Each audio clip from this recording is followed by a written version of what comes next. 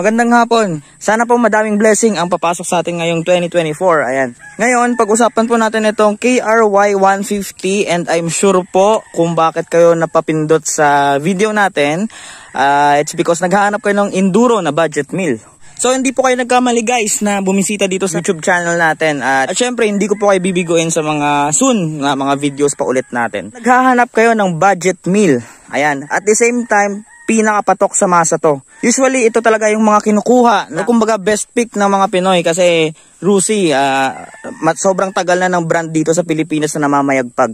Lalo na po sa mga gusto mag-start na mag-motocross or mag-trail or kahit sabihin natin sa mga pambundok na biyahe or daily ride. So mas okay talaga gumamit ng enduro na motor, mataas. Yung tipong kahit anong oras makakatawid ka sa mga matatarik na daanan, maputik, ayan. So may isang model nga pala to guys, si KRY 150 na medyo mataas lang konti yung ano niya, yung displacement ng makina niya, which is yung KRY 200. KRY 150 guys, oo, ma-vibrate po yung makina niya dahilan po na yung crankshaft niya is hindi po siya nakabalance. Unlike po sa KRY 200 na mas pino po yung andar ng makina niya kahit na mataas na po yung RPM niya. Itong mga fork niya is inverted na rin, maganda, maporma. Suspension niya sa likod, sobrang smooth. Yung mga suspension niya guys, wala akong masabi. Okay, smooth siya. Kasi nung time na nag-trail kami, nagamit ko yung KRY 150 ng tita ko. Pinairam niya yun sa akin, tas nag-trail kami. Color red yun, ayun. Akala ko hindi ako makakasabay sa mga tropa natin. Ako sa motor ko na enduro na which is yung Motorstar MSX 200 na Motorstar. Ayan. So, oo, mabigat po talaga yun. Plus dumagdag pa ata yung bigat ng MSX 200 ko dito kasi sobrang taas na niya talaga. Ang laki na ng didagdag natin na taas doon, kaya balik tayo dito sa KRY 150. Advantage na po yun yung nasanay na ako sa mabigat ko na motor. Tapos nung pag-drive ko po nito, sobrang gaan guys. Yun nga lang sa power, oo, medyo bitin po tayo.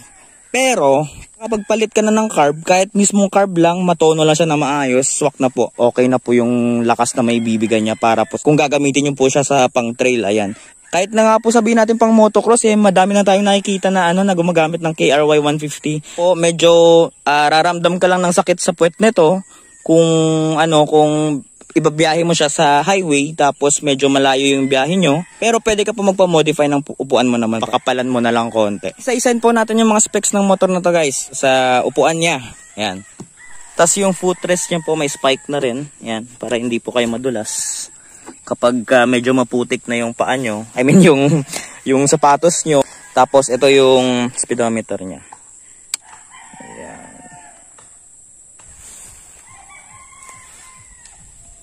Oh, ayan, diba? Ang ganda ng tindigan. Yung down nga pala nitong unit na to is nasa 5,000.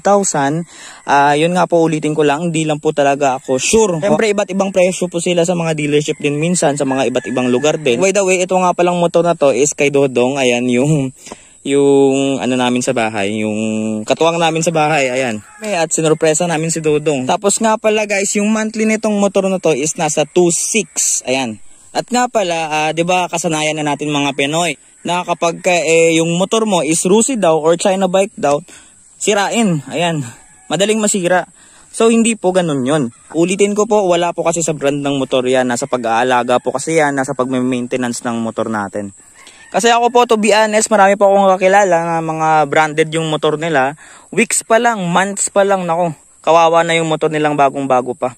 So pag once po na maalaga ka naman sa oil, ayan, sa maintenance mo, kahit ano po naman kasing klaseng brand ng motor, basta maalaga po kayo, matatagal at tatagal po talaga yan.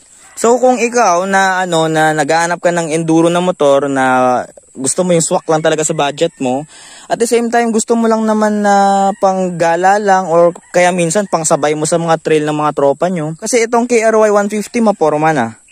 Sa engine, oo, medyo may kahinaan, pero diba, sa panahon ngayon, sobrang daming way para i-upgrade yung makina. So isipin mo yan, kompleto ka lang ng mga requirements, tsaka kahit may pang down ka lang na 5,000, 6,000, 7,000, makakuha ka na ng ganito kagandang motor. And ayan, so sound check natin guys para sa inyo. Sobrang tahimik ng makina, diba?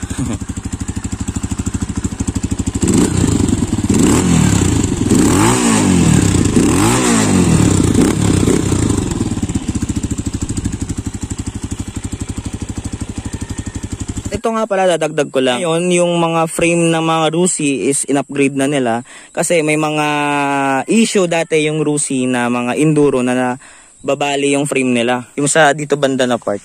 Yan, nababali. So, ayan, makikita nyo sobrang kapal na nung nilagay nila. Tsaka sobrang solid. Kasi ito nga pala yung mga signal lights niya. Ayan. Diba? Puro LED na yan. Pera lang sa pera lang dito sa headlight niya. Bulb pa rin.